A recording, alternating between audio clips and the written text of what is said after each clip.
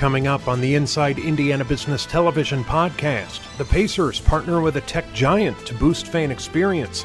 2 Indiana tech companies land new funding. Part 3 of our special series, Behind the Gates at Crane. Culture Matters focuses on a well-known consulting firm. Downtown Indy marks 25 years. A cutting-edge cancer treatment comes to Indiana.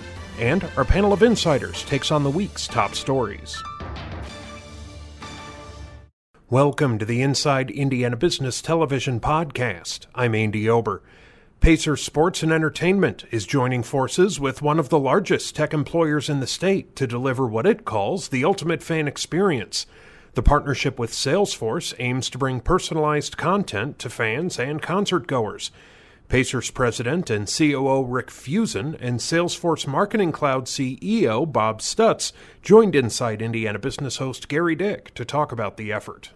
Rick, I'll talk with you. The Pacers and Pacers Sports and Entertainment have put a real premium in recent years on technology. How did this idea, this partnership really come about? Well, there's no doubt that Herb Simon and Steve Simon want us to be a leader in the technology field. Obviously, we've been a leader on the court. We're about winning and serving and entertaining, but this is a great thing for us to be able to partner with these folks at Salesforce. We started this discussion maybe 15 months ago or something about making it a big pitch. We've worked with them. They've got great products, and they've acquired some additional products over that time. And so Herb said, and met Bob Stutz and said, let's talk about this partnership that we're going to be the number one in sports and the best in sports to be able to make sure that we personalize this fan experience. I'm going to ask Bob about some of the technology, but Rick, as you look at this, other teams are doing certain aspects of this kind of thing. You feel as though the breadth of this is maybe unique. Talk about what you're trying to accomplish. Yeah, well, what we're trying to accomplish is we're trying to be as responsive to the customers we possibly can. Oftentimes, they get a lot of information bombarding them on things that they really don't care about. This gives us the opportunity through the Salesforce products really to target them. Let's say they're a great fan of Miles Turner. Well, we can send them specific stuff about Miles Turner. Maybe it's a special for a jersey, or it's a night where he's playing a game that he wasn't going to play otherwise. And so it's a real opportunity to get it to the fan on the information they want and the way that they want it. Bob, and I think this is reflective of some of the innovation happening at Salesforce, the Marketing Cloud here in Indiana and Indianapolis. Talk about that and how this is all about engagement and really engaging fans, engaging businesses, and that interaction. Yeah, this is really about engagement, and it's really about personalization at scale and being able to send personalized messages, but not just messages, but have a personalized conversation. And in this case, with a fan, and the technology that we've built is able to do that. And and that's through any channel, any way that the customer wants to have it, whether it's through email, SMS, push, in-app notification, whether it's, it's sending them things before they even realize they need it, right? Because you understand that fan, you understand what they're looking for, and you understand what they want at the end of the day. Yeah, so and at the end of the day, the experience, the fan experience at Bankers Life is going to be changed. It's going to be changed because in real time, we'll be able to actually interact with the fan in real time. So say a fan sitting in the audience and they're not having the best experience, they tweet something out about that. In real time, we're able to capture that tweet, get it to a customer service rep who's there, who can then reach out to that person and resolve that issue in real time so that they turn that experience from a bad one into an amazing experience. I think that's a great thing. We think we do a pretty good job at Bankers Life Field with all those people coming to all kind of events, but through that technology, that customer might not have said something to us, but if they said something that they can pick up over Twitter or Facebook, whatever the case may be, boy, that gives us the opportunity to squash that problem right then. And this obviously will be at Pacer games, at concerts. You've got a platform. You've got the Mad Ants up in Fort Wayne, and other entities. It's going to be spread across the platform. Yeah, absolutely. There's no question about that. And as Bob and I've talked a number of times, the All-Star Game coming in 2021. This gives us an opportunity to expand it maybe on a global scope. So it's really a positive thing. Yeah, only have 20 seconds, Bob, but talk about that, the NBA All-Star Game coming. Yeah, we're excited about that, and we're excited about taking that same fan experience that we're building with Pacers and using it for an experience when people come to Indianapolis. All right. We're excited. Ultimate fan experience, a merging of sports and technology, part of a trend here in central Indiana. And Rick Fuson and Bob Stutz, thank you both very much. We'll have you on the show again to talk about it. Thanks. Appreciate it. Still to come, part 3 of our special series on Crane and our monthly Culture Matters segment. But first, 2 central Indiana tech companies have landed millions of dollars in funding. Fishers-based Amplify has closed on a $7.5 million infusion, and Indy-based Sigster has landed $4 million. Amplify CEO Santiago Jaramillo and Sigster CEO Brian Wade came in studio to discuss their growth. Nearly $12 million in venture capital infusion. Santi, talk about what that means to Amplify, what you're going to use the money for. Sure. So for us, we've been on a growth trajectory of growing over 400% over the last 12 months and adding over 200 new brands to our customer portfolio.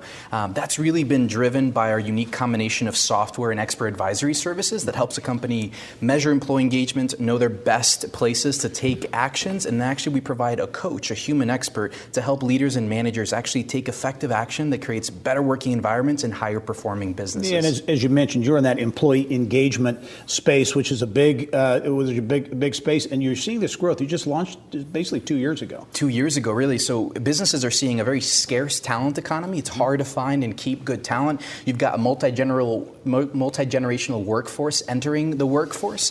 So there's lots of challenges for leaders related to their human capital and people side, and they're striving to figure out how do we get data around how our people are doing, and how do we come up with the right actions and strategies to create a better working environment so that we can attract, retain, and engage the key talent that we need to be able to grow our businesses. Yeah, Brian, talk about Sigster, email marketing signatures. You've taken those things everybody sees, and really created a growth company, a growth model from that. We have, 400 plus customers that are turning their employee email system, their Outlook and Gmail, into a marketing channel with the email signature.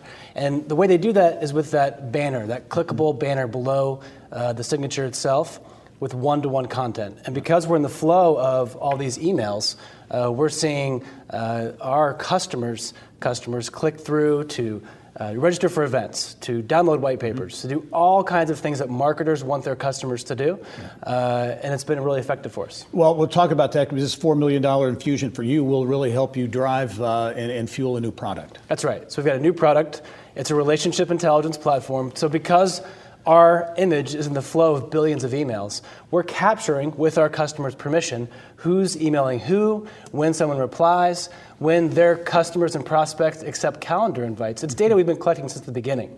But we've taken that data and put it into a new kind of database, a graph database that uses artificial intelligence to map the relationships that your employees have with your customers and prospects at a contact-to-contact level, and then at an account-to-account level. Okay, good. Well, and both of you are growing companies. Sigster, you've got 60 employees in just 3 years, 65 at Amplify. As you look at Edison Partners, New Jersey-based VC firm investing in both of you, what does that say? Do you think these growth stories are 2 examples? There are other examples that we're seeing all the time here that message is beginning to get out to the VC community. Yeah, so for a couple of years we've been talking about one of the challenges that our ecosystem has is late-stage capital to help these businesses grow.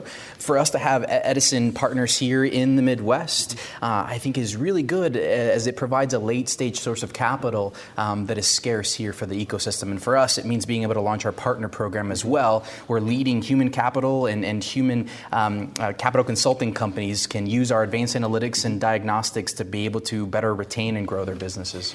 2 great examples of growth in the technology space here in central Indiana and more broadly around the state of Indiana. Santiago Jaramillo, the CEO at Amplify, Brian Wade, the CEO at Sigster. Congrats on the funding, and we look forward to following your stories. Thank you. All right. Later in the podcast, our Culture Matters segment spotlights a prominent consulting firm, and Downtown Indy Inc. marks a milestone. But now, part 3 of our Behind the Gates at Crane series features a look at the women who work at the base. The installation says women are increasingly taking on leadership roles there. Pyrotechnics Commodity Manager Lara Zilafro and Deputy Technical Director Jana Fox joined us with more. Increasingly, women are playing important roles in the male-dominated tech-rich environment at Crane, but that's nothing new here.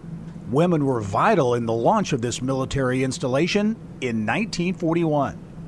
Crane was actually built in World War II era and actually started pyrotechnics production. And because of the call for the male workforce to fight combat, the women of the area stood up and they took over that responsibility. They supported the warfighter even in the 40s. And that greatest generation opened up, they changed the culture and opened up the opportunity for women to really come in and start looking and doing jobs that typically had been more reserved for males. I think I can attribute a lot of my opportunities that I've had with that very thing. I'm a female engineer. Jana Fox has been a tech trendsetter at Crane for more than 35 years. When I arrived, I was met by one other female engineer, Miss Karen Worrell, and she also was in the pyrotechnic field. So, and Laura also knew her, so she kind of led the way for us engineers. Yeah. Laura Zalafro is commodity manager for Crane Army Ammunition Activity. Crane, in general, has been making pyrotechnics since World War II. We also make delays, different smokes, different signals. My position is as commodity manager, so basically what I'm doing is I'm a liaison between the technical folks who are executing the mission and my customer who has provided the funding for us to execute that mission. My technical background helps in that I can speak to my technical folks. I'm not the one that's actually solving the problems, but I need to understand the problems well enough that I can act as that liaison and provide the resources necessary to execute the mission and increase the warfighter readiness. Yep. Jana, talk about your role as Deputy Technical Director and what that involves. So as you know, we serve 3 major missions: electronic warfare, strategic, and expeditionary.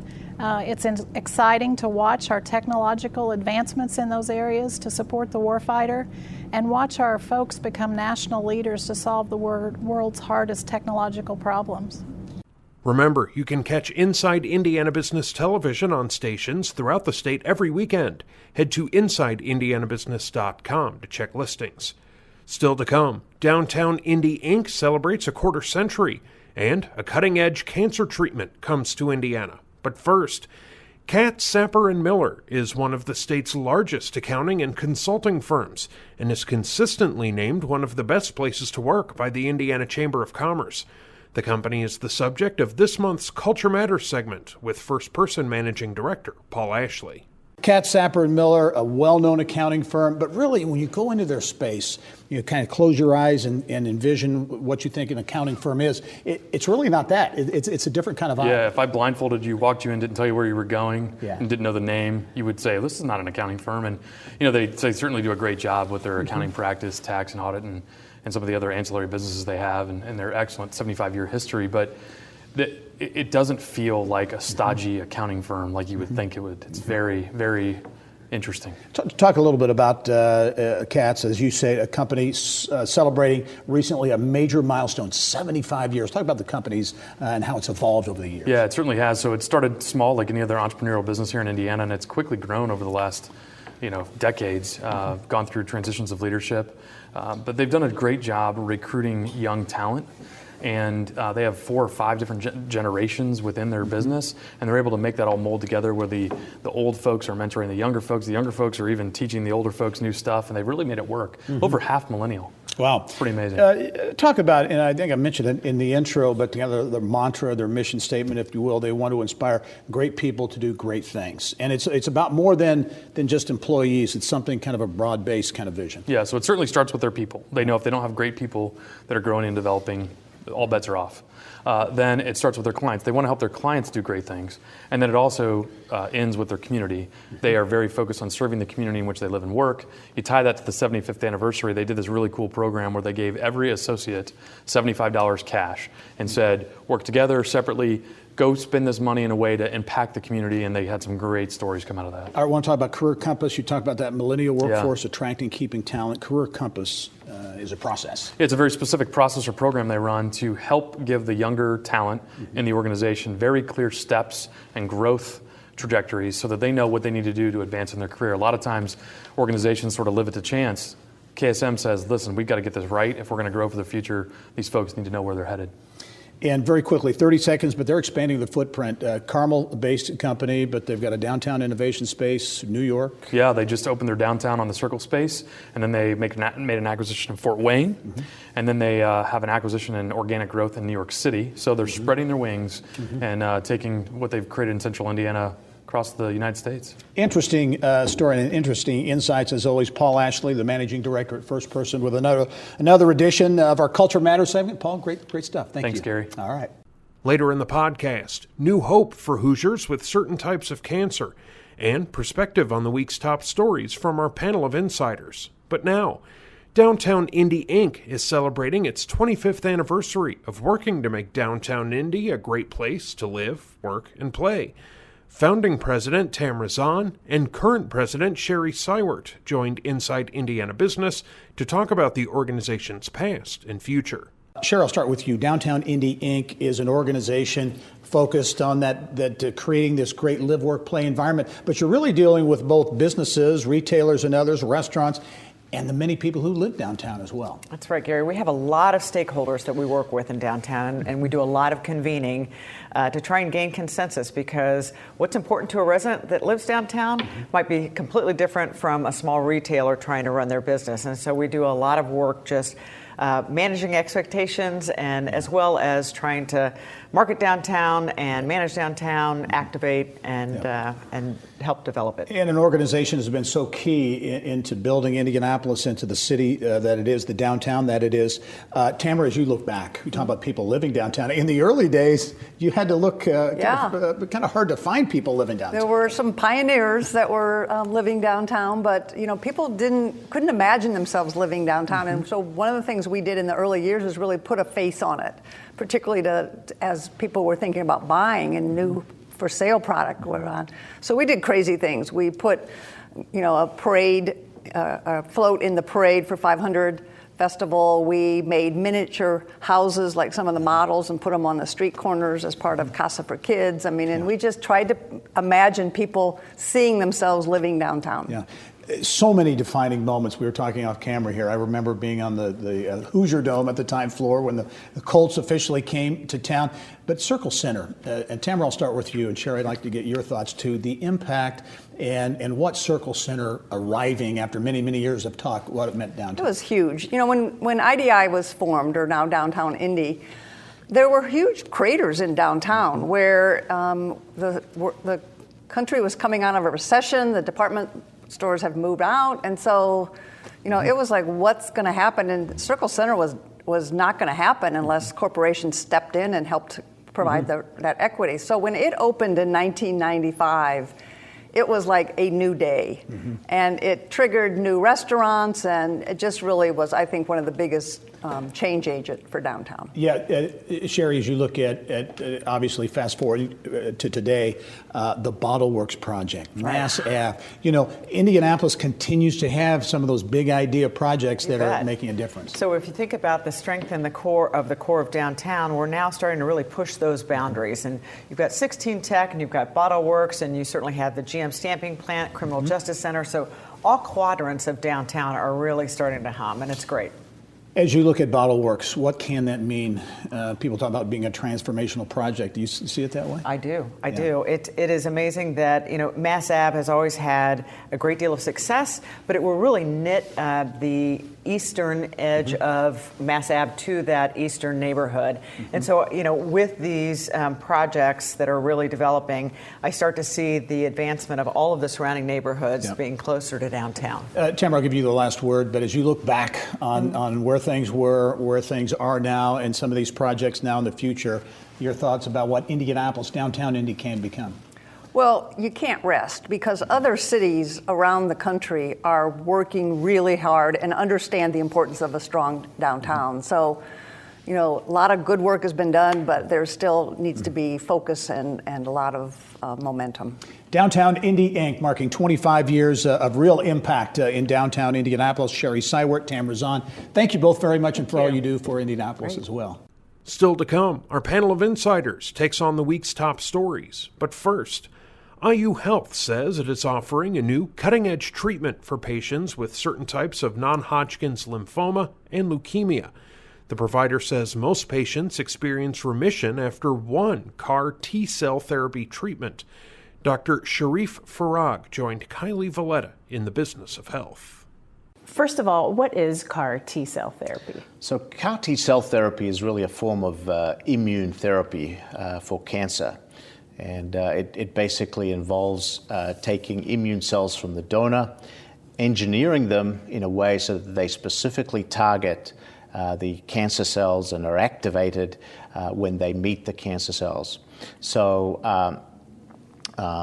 it's really a way of specifically getting the immune system to kill the cancer cells, because normally the cancer sort of turns off the immune system in a way that these cells don't normally or wouldn't otherwise recognize the cancer cells. And it is considered a cure for certain types of leukemia, improved remission rates in certain lymphomas. What's remarkable is it's a single procedure. Tell us what that treatment process is like. Yes, so the procedure really involves first collecting the immune cells or these T cells from the patient with cancer. These cells are then sent to be manufactured. And the manufacturing process takes about 2 to 3 weeks, and then they're brought back. The patient receives treatment for several days with chemotherapy, and then the cells are infused like a blood transfusion, and so it is a one-off therapy for most patients. The results are exciting, but there are some intense side effects. Yes, the results are very, very good, actually, because patients treated so far have been very resistant to other therapies. The side effects can be severe, but a vast majority of cases are manageable. The kind of side effects, one particular form of toxicity we call cytokine release syndrome, and this is, patients can develop high fevers, drop their blood pressures, can have difficulty breathing, sometimes they can get organ failure, such as kidney failure. The other toxicity is called neurotoxicity, which is really toxicity that involves the central nervous system, so patients can become confused, they may have difficulty speaking, they can actually, in severe cases, actually become almost unconscious, but in the vast majority of cases, these are reversible. Yes, you've mentioned the patients have done well, and we have just a little bit of time left, but is this showing promise for other cancers as well? Yes, I think the next cancer that is likely to where CAR T cells might be approved for is actually multiple myeloma, which is another form of blood cancer.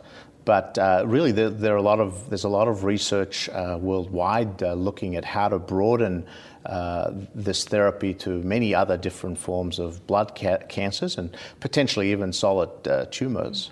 That's great. And the first pediatric patients expected to be treated this fall at Riley Hospital for Children. Dr. Farag, thank you for being here today. Thank you, my pleasure.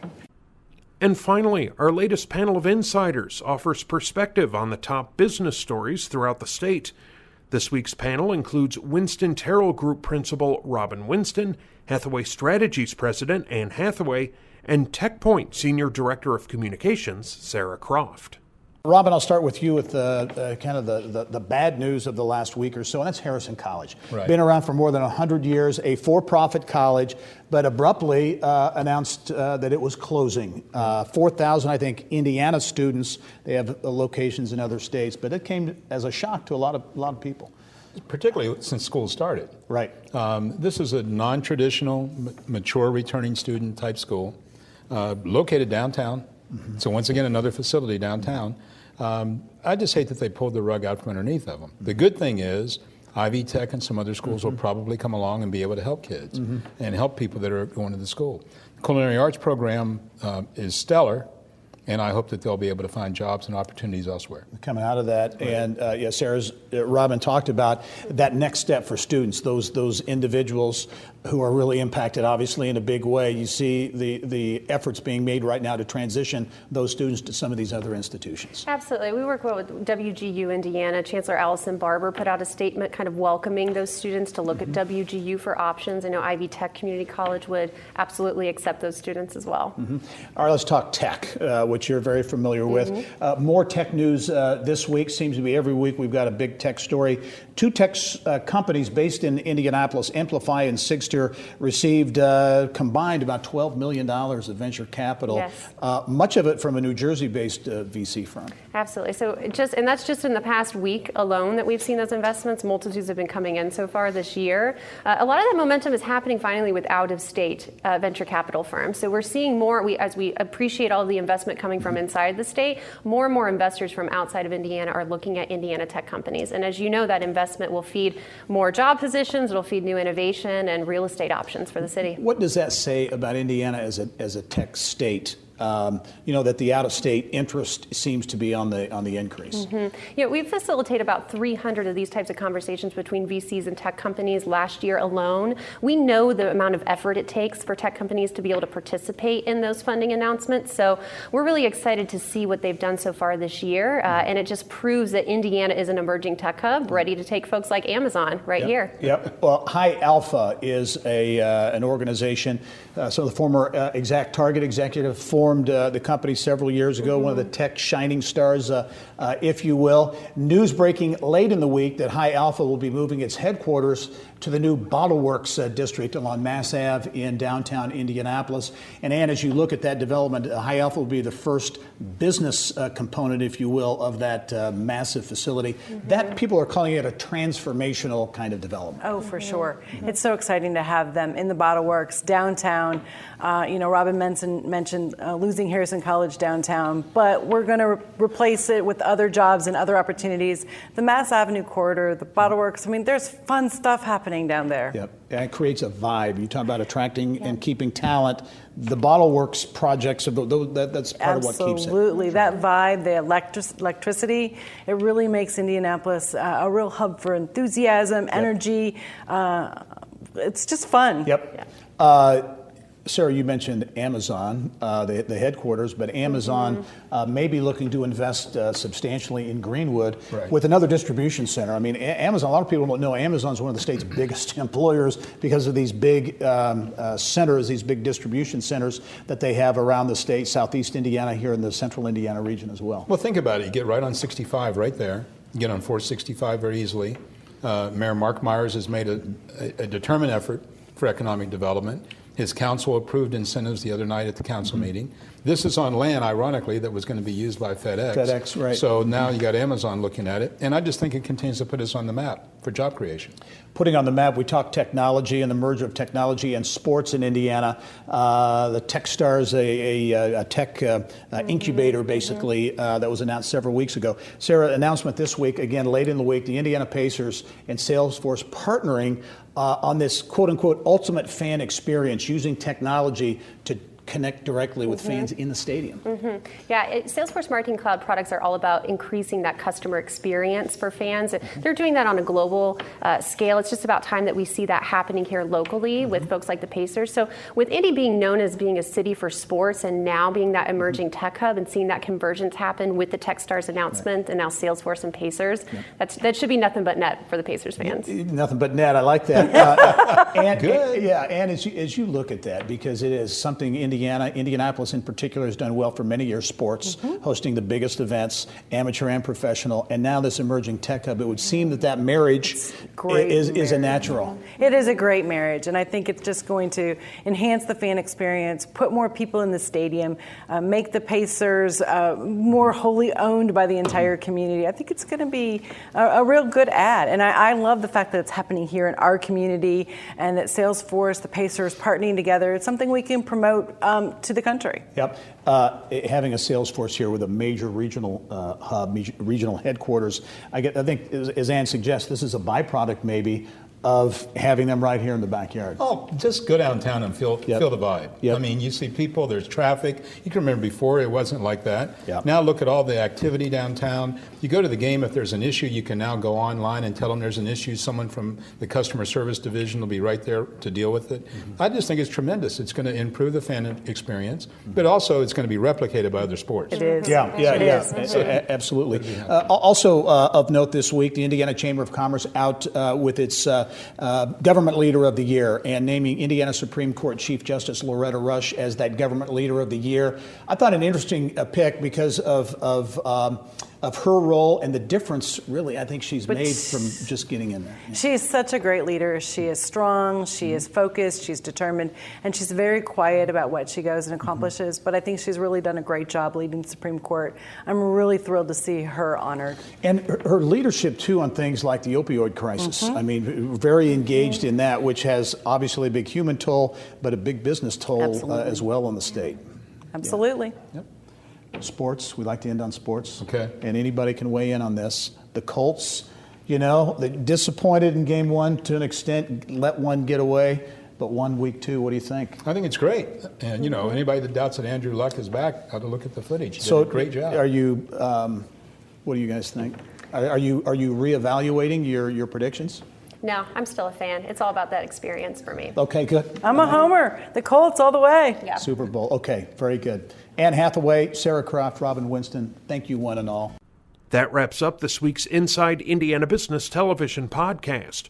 Remember, you can find all of this week's TV segments, as well as the top business news from throughout the state, at InsideIndianaBusiness.com. While you're there, you can also subscribe to our platform of free e-newsletters. This is Andy Ober for Inside Indiana Business.